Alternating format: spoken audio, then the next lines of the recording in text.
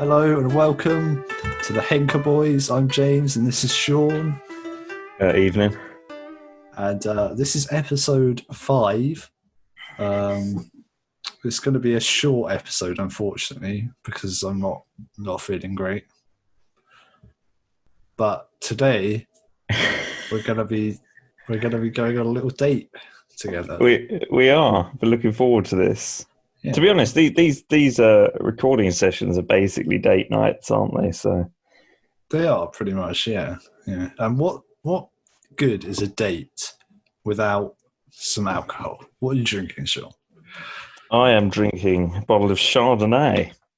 It's from southeastern Australia. It's called Wollemi, and it's named after the Wollemi pine, apparently one of the world's oldest and rarest trees, thought to be extinct. It was rediscovered in Australia in 1994. Wow. And that fact is far more interesting than the wine. Yeah. It's about as bad a Chardonnay as I could imagine, to be honest. Unoaked.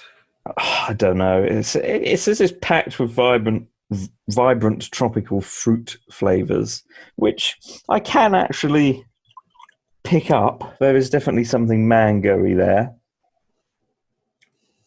Okay. But it's just a sort of cheap sort of aftertaste. You know, I don't know how better to explain it than that. Sort of what, like an alcohol aftertaste? Just an alcohol aftertaste, yeah.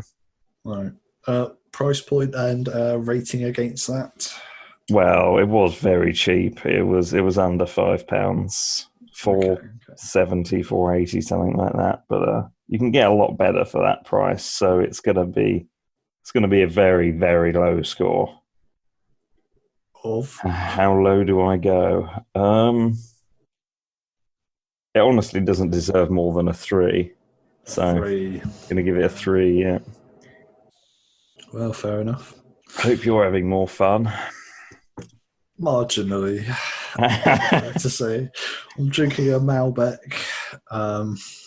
It's a Malbec made by a very famous mass producer in Argentina called Viñalba. I think that's how you pronounce the little apostrophe above the N.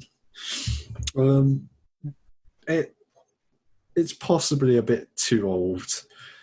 Got this from our unloved section at work, and it's from 2014.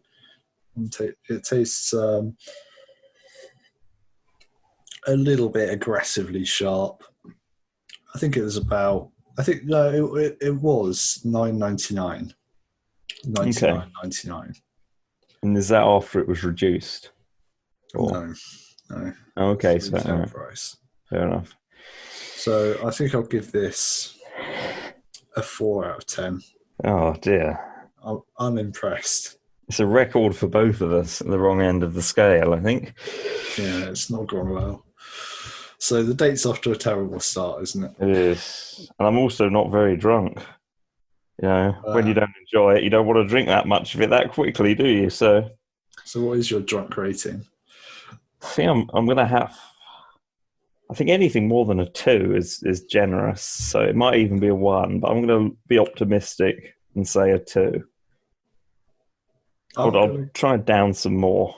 Yeah, go on. Get it down, yeah. Yeah. And you? No, I'm about a 3. Okay. Yeah. This is a very depressing podcast so far. We need to lighten the mood. Excitement. Excitement, yeah. Yeah. All right. So, do you know what really excites me, actually, Sean? Trading card games? Well, yes, but also taking my date for the night out onto the poem patio to have a nice sit down. Nice. Oh, yes. Let's go outside. Oh, nice brisk breeze. It's a bit nippy, isn't it? Yeah. Oh. Should have worn some clothes. Yeah. Anyway, yeah. Some would say. Another short feature of the episode today with a very short poem. In fact, it is a haiku, and I've taken longer explaining that than the poem's going to be. So here we go. Famously one of the shortest poem types in existence. Yes. Sit and wait for her. The tension is palpable. When will she arrive? Yeah. Wow. Very, very good. Very good. About a man waiting for his date, if you hadn't guessed. I actually not that impressed with that one. I'll give that. I think that's probably like the least good poem that you've done so far. There's only so much you could do with a haiku with like 20 seconds notice. It was literally the first 14 words. How many? 5, 4, and 4. How many is that? 13. The first 13 words that matched the syllables roughly to do with the subject. It was basically it was a speed haiku.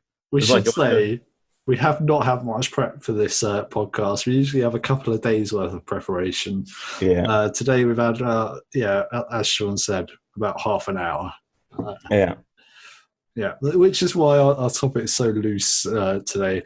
But basically, I've got some sort of date conversation starters, and I thought basically I'll just ask Sean some of them, and we'd have a talk about them and see if they're actually good sort of date topics or not. Yeah, and especially in this season we're currently in with people indoors, you know, like the old internet date is the closest thing you're going to have to a date. So we're testing the waters, so to speak, here, and possibly even give you some useful advice.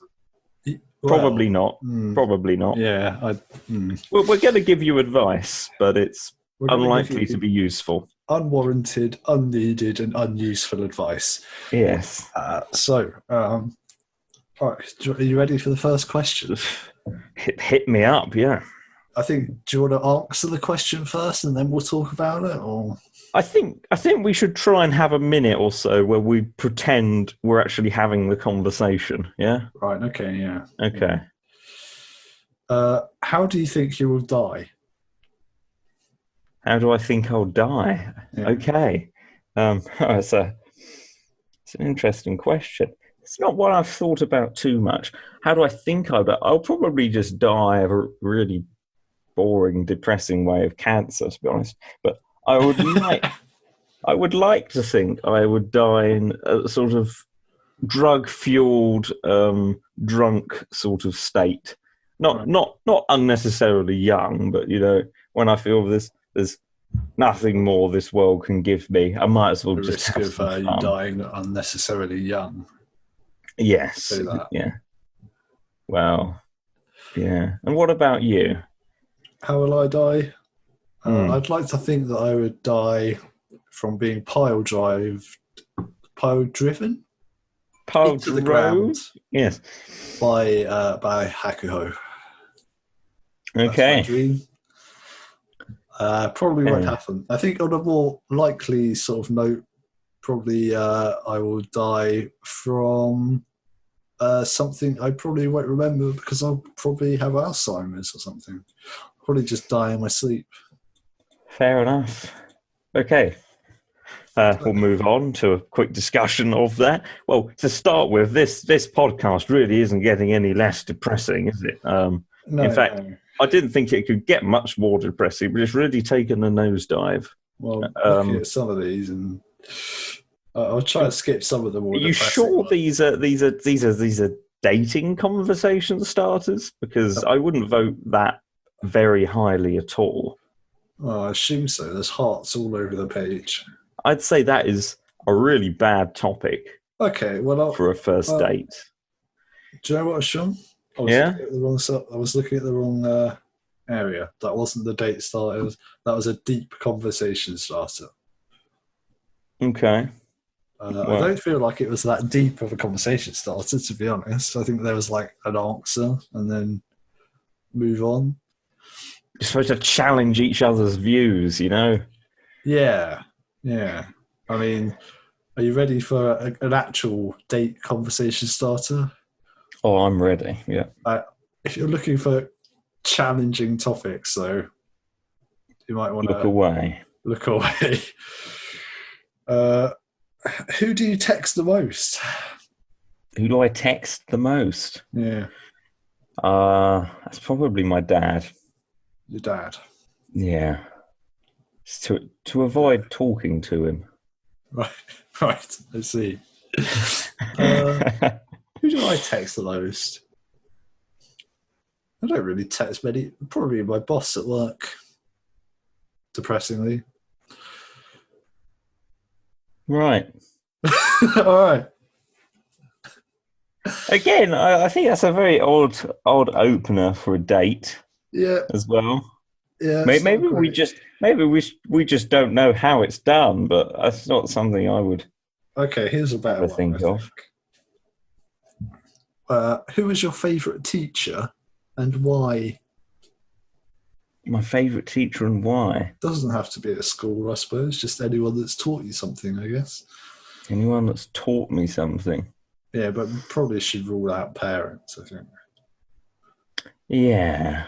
So that's a tricky one. This is a better question because you've actually got to think about it. Yeah, definitely. I'll try not to think about it for too long. I guess some of my lecturers at university were pretty good. If I had to pinpoint one of them, I'd probably say a Dr. Carl Kears of King's College London. He teaches medieval literature, and I'd say he had one of the best and most engaging teaching styles I've experienced. What did he do? Anything? Well, he had a great accent to start with. He was from the northeast somewhere, and he had a really engaging, sort of charming, relaxed manner. You just felt like you were having a conversation with him the whole time, even though you were part of the class. Yeah. I think I'd have to go with Mrs. Williams from secondary school. She was my English teacher, and she was always she was great. She was always encouraged sort of conversation and arguments, debates, I suppose, in class. And yeah, she didn't shy away from difficult topics, and much like the Henka Boys. Much like the Henka Boys, we're very controversial, so we keep saying. If you say something enough, it becomes fact. Yeah. Yes. That's controversial. It is, yeah. Yeah. All right, next one. I liked that question. Yeah. That would work on a date. It gets you to know a bit about the other person, a bit about their past experiences, because everyone's been to school. Yeah, that's better. It's better than the last ones, yeah. Much better, yeah. What about this one? We've lost it. That's a good thing to say on a date as well. Doesn't sound rehearsed at all. Hang on. I'll find it. This was great when I tested it out on my mother earlier. Honestly, you're going to love this when I remember it. This is absolutely incredible. I've tried it 5 times today. Yeah. What makes you the most uncomfortable about dating? The fact my date is checking checking a question prompt in front of me. Right. I think it's really good. No, seriously. What makes me most uncomfortable? Yeah. About dating. I think I think mine is just uncomfortable silences. I feel like I have this irrational fear of like silence during a date. I feel like I need to fill it with, and I tend to fill it with absolute rubbish, and I should probably just shut up. I think that's a common problem to have. I'd say it's different depending how well you know the person beforehand would be a very different answer to the question. Yeah. Obviously, if it's someone you don't really know, then I think it is a lot more awkward because you might very quickly realise that you don't like each other, and then you've got to find an excuse to leave. But unfortunately, you're on a roller coaster and it doesn't end for another 10 minutes. That's a long roller coaster. Yeah, well, it broke down. Okay. Okay, Sean, what's your most uncomfortable thing about dating? I just said, didn't I? Did you? Yeah. What was it? The danger Not you being really listened to. the danger you are deaf, you can be excused. The danger that you really won't get on and just want to leave immediately. Oh, okay. Isn't something that's ever really happened to me, because I drink and I like the sound of my own voice. So if I'm there and alcohol's there, it's never going to be that bad of an evening. No, hence why you're single. Yes. And, do you want another one? Yeah, let's keep going. Yeah, We're powering through these, aren't we? What's your favourite place in the entire world? So nothing in space, please. Well, I have a bit of an issue with the question, to be honest, because I've been to a very small percentage of the entire world. Yeah, as a far. So, favourite place that I've been in the entire world. Sure, let's rephrase it. What is your favourite place that you have personally visited at least once in the entire world? Okay.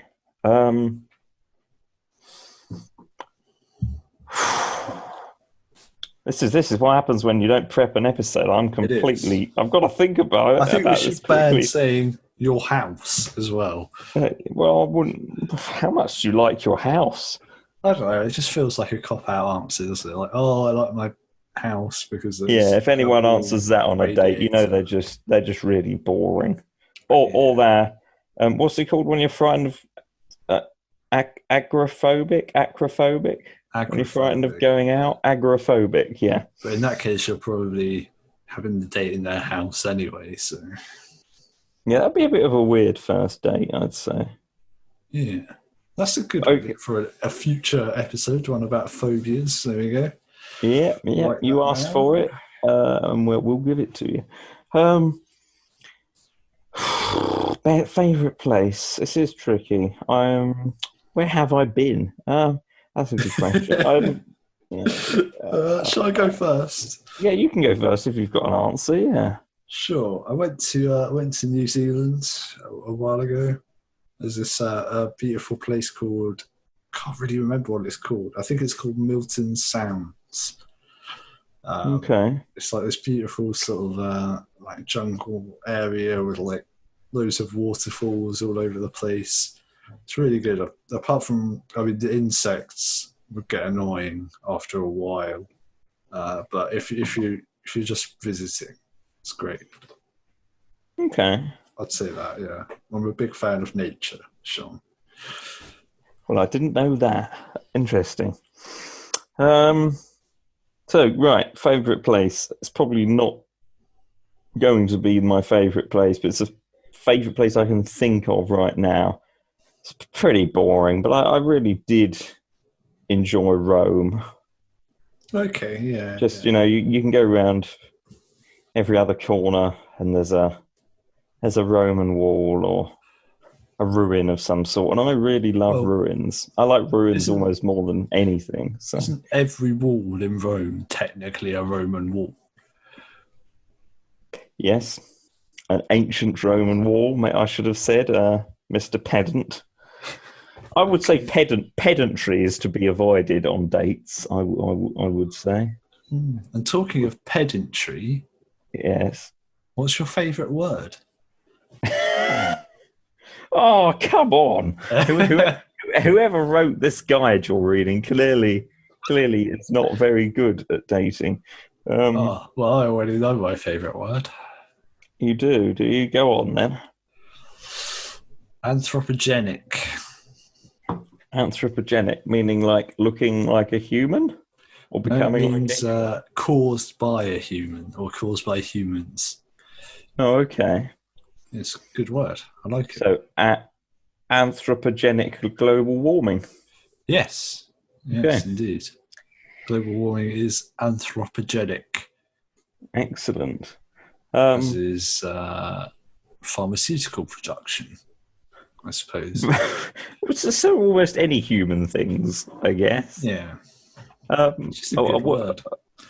Yeah, I like archaic words that have sort of fallen out of use, and one of my favourites, as you probably know, is Grumbletonian.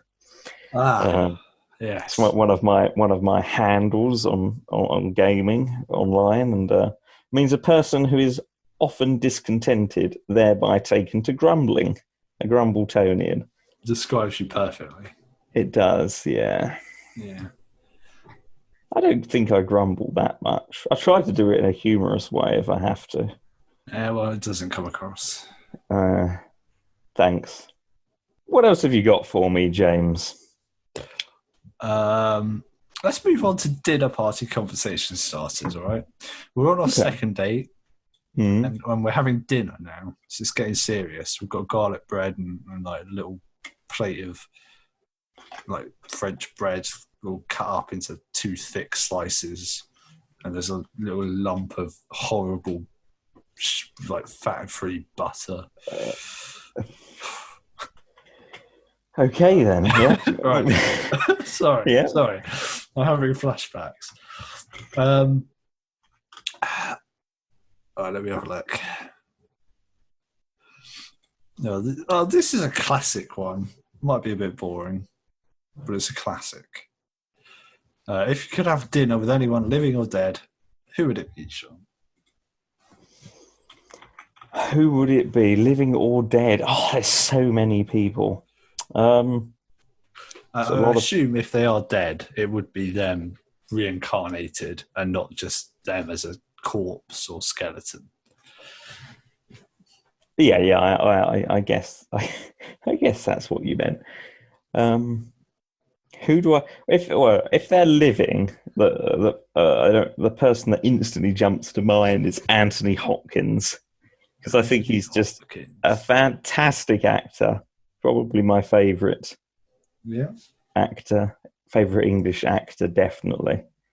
I just think he'd be fantastic company and conversation. Okay, fair enough. And somebody dead, maybe? Somebody dead, oh, that's trickier because there's been more dead people than there have been alive people in history, I think. That's mostly because most people from history are dead. Interesting correlation there.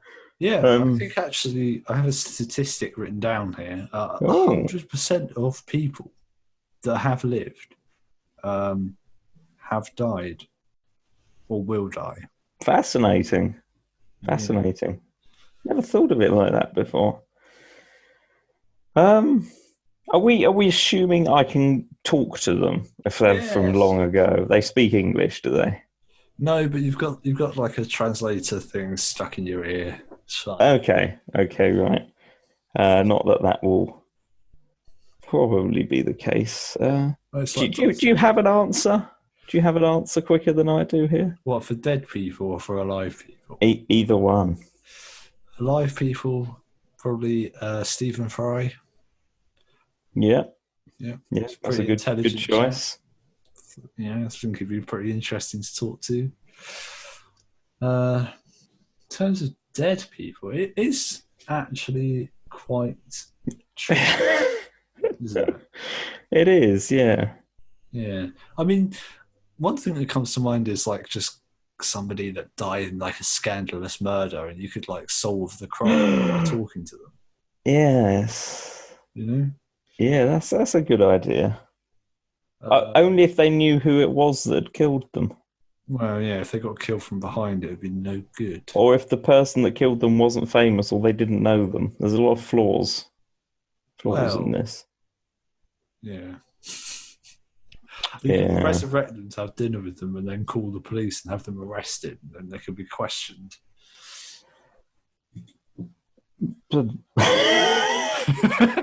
Well, that is one way of solving murders, I guess, isn't it?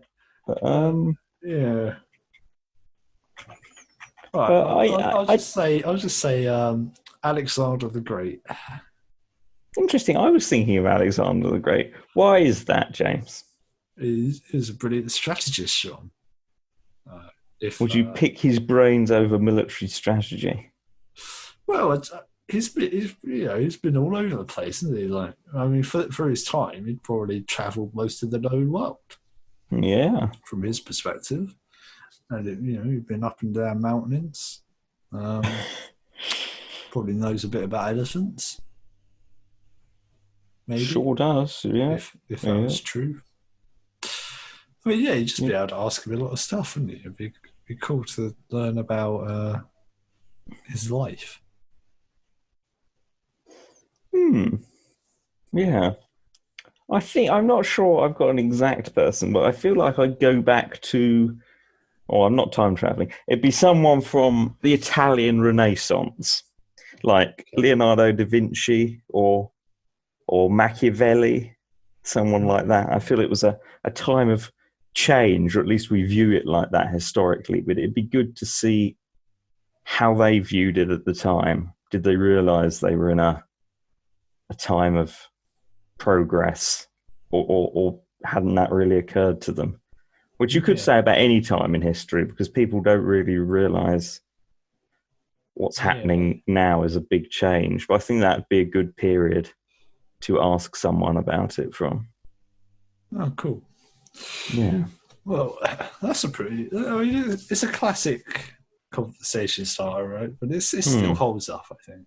Yeah, it could be controversial if I reckon, you could fall out over it. That's true, yeah. There's a risk. Yeah. I mean, so the next one, when you die, what, other than another human, would you want to be reincarnated as? So some kind of animal. Does it have to be a living thing? Yes. Okay. I can't be a table. You cannot be a table. Okay. Would you want to be a table? I don't know. You could be like the American president's desk. He's got a famous desk, hasn't he? Right. You'd hear a lot of stuff if you were that desk, wouldn't you? No, because you wouldn't have any way of hearing. Well, work with me here. Okay. A living creature. What do I think has a lot of fun? I reckon I'd go for something in the water, because it'd be a very different experience to being on land. Well, you wouldn't remember your life on land. What's the point then? It's just like, if you die, what you would be reincarnated as. Well, if you don't know you've been a human before, you wouldn't know you've been reincarnated. So you don't. Exactly. You wouldn't enjoy it or not. It's just saying, what would you prefer? What animal would you like to be that isn't a human? Basically, I think but without a human intelligence. Question. Yeah, it's a flawed question in many ways, really. Well, I know I'd be anyway. Go on then. A mayfly, or some kind of creature that only lives for a few days.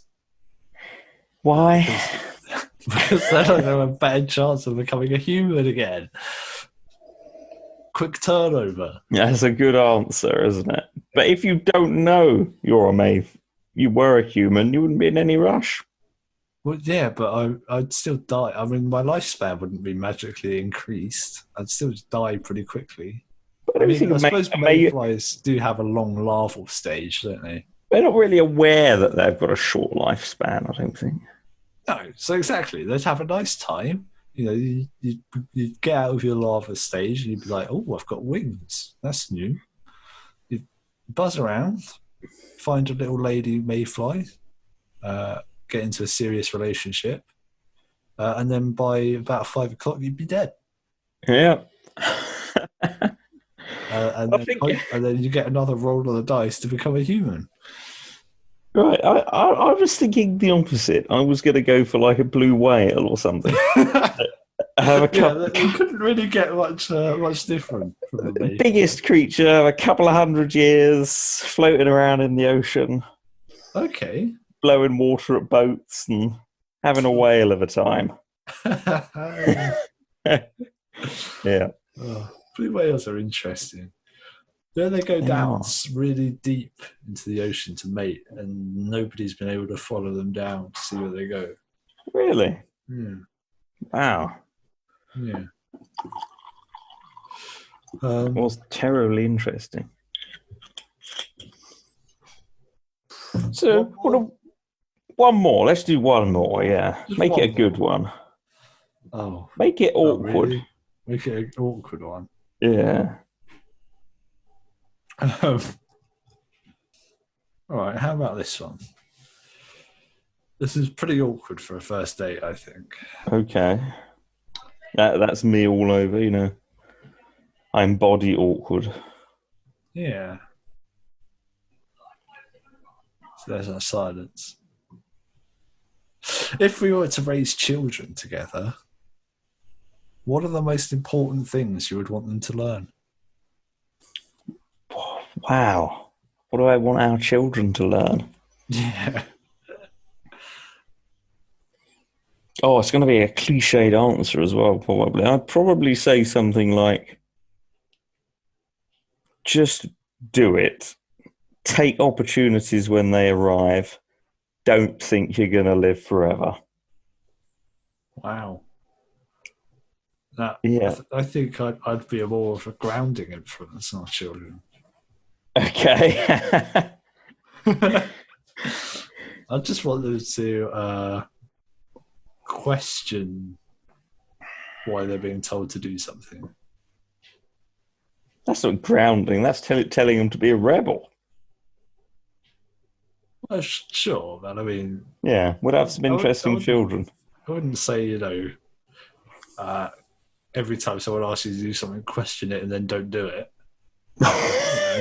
Just ask yourself a little question, like, why am I being asked to do this? Am I being manipulated? Right, fair enough. Yeah. So we'd raise very cautious but wild children. Yeah, yes. They question everything but take massive risks whenever it arises. Yeah. They don't question themselves, only others. Yeah, they have absolute confidence in their own actions. I think that would be quite a good child. Yeah. Yeah. Little baby shames. Yes. All we need to do is find a couple of children to adopt, I guess. Yeah. Or we could mix our sperm and have like a surrogate mother. That's not how it works. It would just be one of our sperm that gets in. Well, they're doing great things with genetics these days. You like cut one of my sperm's tails off and graft it onto your sperm's head or something. Yeah, just have like half a chromosomes from each somehow. I'm sure So that's possible. Parents. Yeah, I'm sure it's possible. Aren't children born on Earth sort of like that in The Expanse? They have like lots of mothers and fathers, don't they? Because like their genetic material gets all mixed up. It rings a slight bell. I don't actually remember. If you're interested in a good sci-fi show and you haven't watched The Expanse, try The Expanse. Or if you're a child who wants to be adopted by the Henka Boys, please go through a responsible agency and don't. Yeah, there's a lot of rip-off agencies. If you're getting spam emails saying "want to be adopted," click here. I'm sorry, it's probably a scam. Yeah. All right. Well, I think that's it for our main topic. It is, yeah. We said it was going to be quick. We probably rambled on a bit more than a quick review. What do we think about using these standard questions on dates? I think if you disclose it immediately, it's sort of like, do you want to do some conversation starters and sort of get the other person involved? Maybe it'd be all right. I don't think just launching into them is a good idea. No, I don't think I ever have used one No. deliberately. Obviously, the question might have been asked as a natural point in conversation, but I don't think I've ever planned. Do you often date people you don't know though, or is there some level of knowing them? It is Right. quite. It has a very rare occurrence. I can only think of like 2 times where I didn't really know them, but I still knew them. I've never been on a sort of ask a random person out sort of thing. I've done that once. Yeah. Yeah, How did that go? it was quite awkward. We didn't have much in common or anything. I don't think. Yeah, it's not worth the risk, is it? No, I think it was worth the risk. Oh, okay. I don't regret it. Fair enough. Doesn't hurt anyone No. apart from my confidence. Well, you go over that with time. Yeah. Right. Well, should we move on to the incredible fact of the day? I do have one. I researched it in about 30 seconds.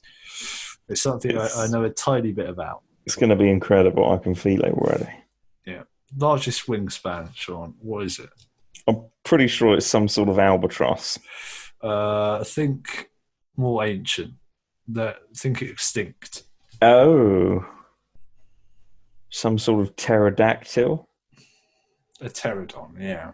A pterodon, okay. Well, a pterosaur, sorry. Pterosaur. I'm not really sure what the difference between those three. Pterodactyl, pterodon, pterosaur. Are they just interchangeable terms, or is one more specific than the other?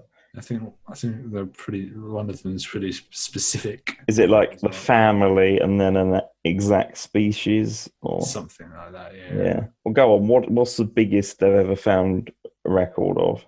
So it's a species called. Getting my pronunciation head on. Quetzalcoatlus. Quetzalcoatlus. Oh, okay. Quetzalcoatlus. Named after the Aztec god. Other way around, actually. Oh, interesting. Interesting. I hadn't thought of that one. Oh, yeah. Probably named after that god, probably. It was a pterodactyloid pterosaur. Okay. From the late Cretaceous, lived in North America. The largest flying animal to ever have lived that we know of. And it had a wingspan of 13.7 meters, or 45 feet. That is pretty big. Do you know how big an albatross's wingspan is? No. I'm checking as we speak. Wow. It's pretty small in comparison. With the biggest recorded specimen being about 11.5 feet. Right, that is quite a bit smaller. It is, yeah. Well, it's there's no shame because the Quetzalcoatlus stood about as tall when it was standing on the ground as a giraffe. What? Yeah, it's a pretty big guy. How did it launch? Did it have to jump off a cliff every time it wanted to fly? No, but apparently it probably did take a bit of a struggle to get up in the air. Okay, I can imagine. Yeah. Yeah. It could theoretically swallow a human whole. It's enormous. Okay. It's absolutely enormous. It's ridiculous. It's too big. Yeah, what were they thinking? What were they thinking when they made that? I don't know. The power creep was just so absurd at that point that they were right to just drop the meteor. Yep. No one's going to argue with that. Yeah, well, that's the incredible fact of the day, was it? Incredible. It was pretty incredible. I'm still in shock that anything could be that big and fly. Planes, Sean? What now? Aeroplanes. Aeroplanes. Yeah. So like some sci-fi thing. It's I'm not sure. I saw it in a dream. It was some kind of metal box that flew. Wow. Wow. Maybe you should see someone about that. On that note, I think we should probably go. Sean, Yes. where can these people contact us if they're mad? If you're insane and want to contact us for any reason, give us an idea for an episode, you even want to be a guest on the show, we're not that dangerous. We only bite occasionally. But you can find us on Facebook. You can find us on Twitter. We have a YouTube channel. Any of these mediums will be very happy to receive a message from you on. Yes, we do also employ rather large quantities of psychic people who will receive messages psychically. Yes. So any psychics out there, you can use that as well. Yeah. Like we do employ them, give them something to do. Please give them something to do. Or we also recently are on the prayer network. So just give us a pray and we'll receive that. Yeah. We've got everything covered. On that note... Except for our bodies. No, of course. Who wears clothes indoors? So, enjoy the rest of your day, however much is left of it. Goodbye. Goodbye.